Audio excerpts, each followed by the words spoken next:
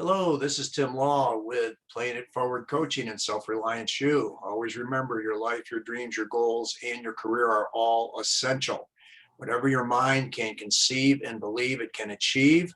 A big thank you for about 360 people have subscribed to this channel, Playing It Forward Coaching. If you haven't already, please do so. Very, very much want to welcome a guy I've had huge respect for ever since I met him. He's the basketball coach at Northeastern. Has had some great runs, some great kids, great coach, great family. My good friend, Coach Jon Eyster. So, Coach, go ahead. Tell us a little bit about yourself and what you can share with us. Oh, well, when you get my age, Coach, this could be a long story. So, Coach, I got a couple of revolutions around the sun on top of you. You know that. Yeah. My basketball story probably begins in the early, who knows, when I was just a youngster, shoveling the snow off a playground at Devers Elementary School in New York City schools. And it was just something about that basketball and that hoop that just kind of sucked me in. So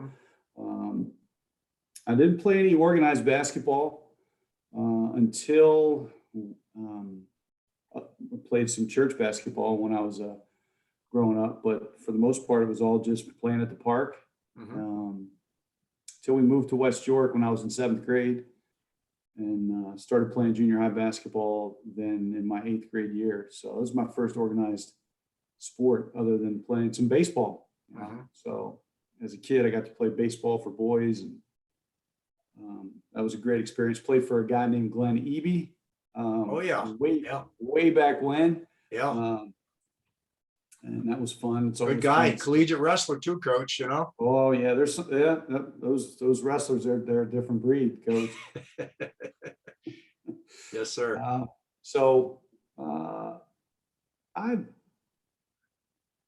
say I have had the fortunate pleasure to play for my uncle at West York, a guy named Jon Eyster. And I played for some great coaches before I played for my uncle in high school. Guy named Bob Grove and Craig Smith and Tom Savage. But Coach Eyster was probably my biggest influence as far as basketball goes. And maybe, I guess I didn't know it at the time, but kind of got me directed into education also. Right. He was my 9th grade history or my 9th grade math teacher also. So, there were a lot of teachers at West York High School that I had a lot of respect for. Wrestling coaches, for the football coaches. It's just, there were, a lot of good role models at West York in the 70s and 80s, so. Yeah, absolutely. And how would you kind of define as far as, I think you and I recognize, good role models, of course, Coach. What are some of the traits that you see as far as a good role model is concerned that, you've kind of absorbed and, you've kind of, used it yourself? Well, I think they're all different. I think all those guys that I'm talking about, those male coaches that I'm talking about, were all different and were good role models in their own way. The one that influenced me the most, my uncle, was unbelievably demanding on me. So, and not just on me, but always felt like it was a little more demanding on me. No favoritism, Coach. No favoritism. Oh, I was a favorite, all right. But anyway, I always say that prepared me for a lot in life, because he pushed me. So, and he demanded a lot of all of us. West York had a great basketball program while he was there in the 70s and early 80s. Got to experience some wonderful situations, some big games, and it was a great time to play high school basketball at West York in the early 80s. Sure. Well, and you obviously know too that with when you have to push yourself like that, it really does prepare you for a lot of the life lessons. Now, you also served in the military, right, Coach? That is correct, sir. But you're jumping the gun here. Okay, sorry. So I wasn't the world's greatest student in high school, and made my first attempt at going to college right out of high school. Didn't know what I was doing or why, and was a miserable failure the first time. So didn't go to class. Spent too much time doing extracurricular things, and when that at the end of that first semester at Penn State York, I knew those grades were coming out, and I told myself, well, you can't do this anymore. So I marched myself down to the Air Force recruiter, and that was huge for me. You know, that the military changed my personality, who I was in a big way. It was something I'll never regret doing. But as I said, the military for me was pretty easy because I played for Coach. He had prepped me for all that, and and early on in there, you know, another part of my story is I've had a very supportive wife. She's been a part of the basketball journey since 1988. Wow, wow. And we got married in 1985 while I was in the military, and she's supported me and in my journey for a long time. So, yeah. And, you know, we traveled around, did our 4 years in the military, and then came back, and I went back to school. You know, worked as hard as I could, bought our first house, commuted back and forth to Millersville, and I started coaching then at West York under Parrish Petrie. Pretty good coach and player in his own right. Yeah, he had a great reputation, sure. Pretty big influence on me there too. A good guy, and I got to be his assistant for 3 or 4 years, and that got me through my undergrad.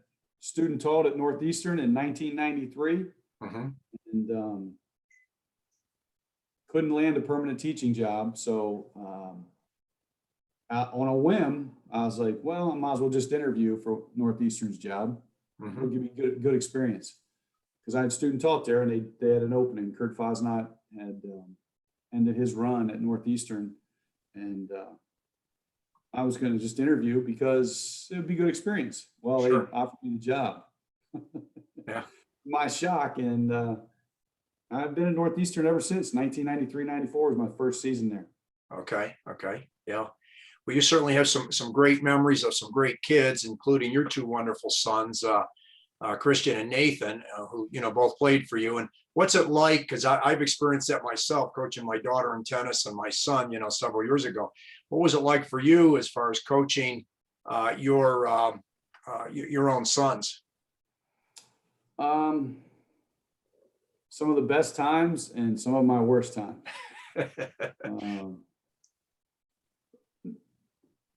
Worst because of you feel everything they feel. And 10 times more, and you're not always perfect.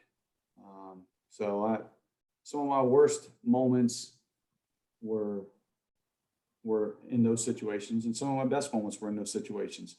I wouldn't have done. Coach, I don't know if you know, but I retired when Chris was going into 9th grade. I resigned because I didn't want to be the head coach when he was coming through. Yeah. And that's when Coach Kauffman took over, and I was his assistant for 2 years. And then he decided it wasn't for him. It wasn't going to be something he was going to do in the long haul. I'd be the head coach at Northeastern. Right. And I honestly I wasn't going to come back. And they asked me to interview, and they hired me again. I don't know. What were they thinking? You know, well, you've had some great runs, Coach.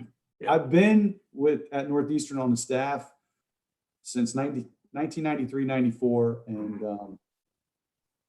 2 years as an assistant for Coach Don Kauffman, and the rest of the time as the head coach. Yeah. Donnie's a great guy and an excellent coach, in his own right. That's for sure. Yeah, no question about it. He's a big influence on me too. You and I both know that if you're not learning, you're not improving. Right. So I learned from you. I learned from Coach McCollum. I learned from Coach Stepansky. I learned from Mr. Gay. You learn from everybody. If you're not learning, what are you doing? Yeah. You got to get better. You got to keep Absolutely. getting Absolutely. No, couldn't agree more.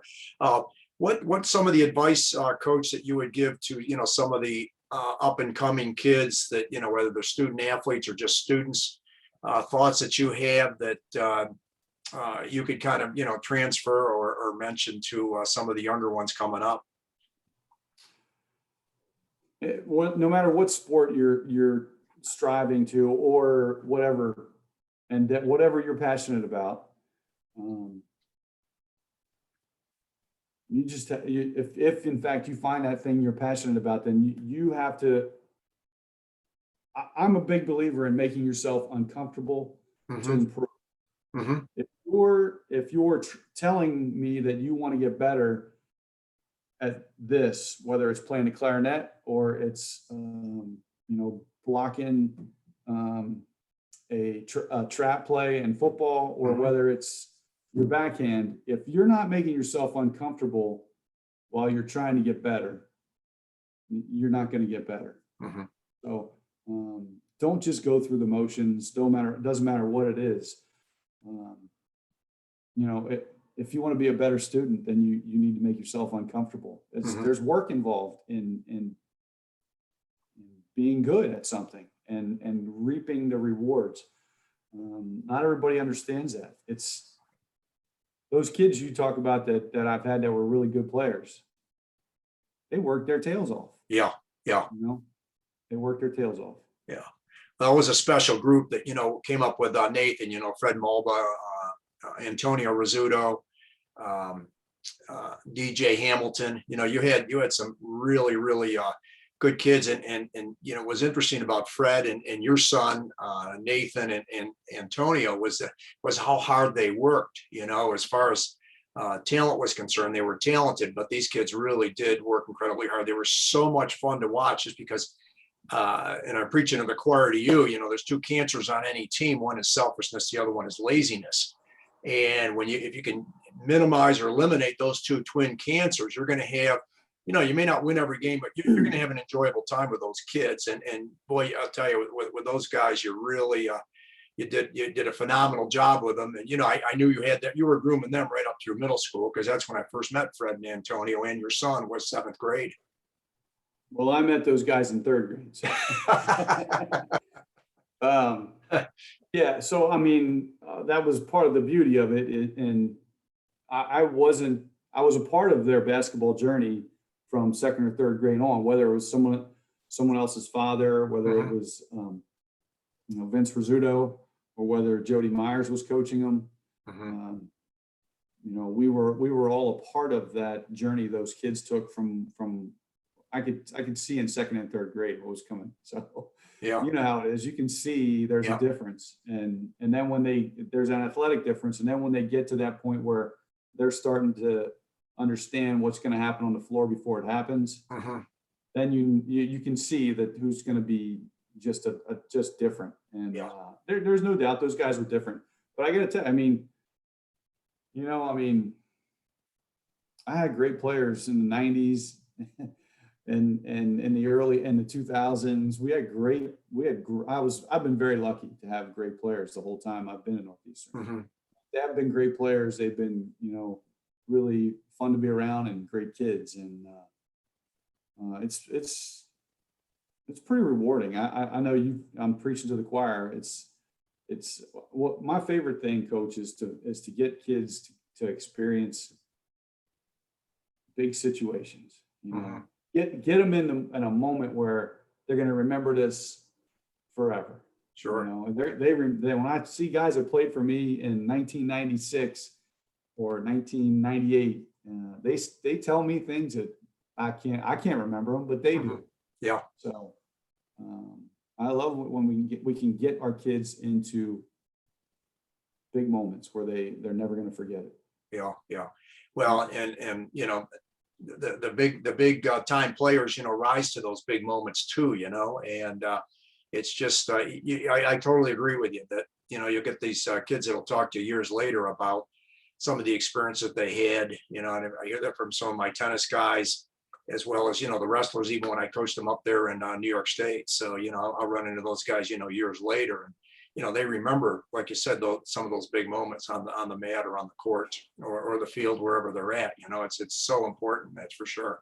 Yeah. Those old guys, they come back and if they see a practice, they want to know where their coach is. They're thinking, who is this guy that's coaching these kids? Because he's soft. They all tell me I got soft. So I just got older and wiser. I don't know. But, yeah, it's and I'll tell you this, and this is, I don't want to leave this out of this interview, Tim, is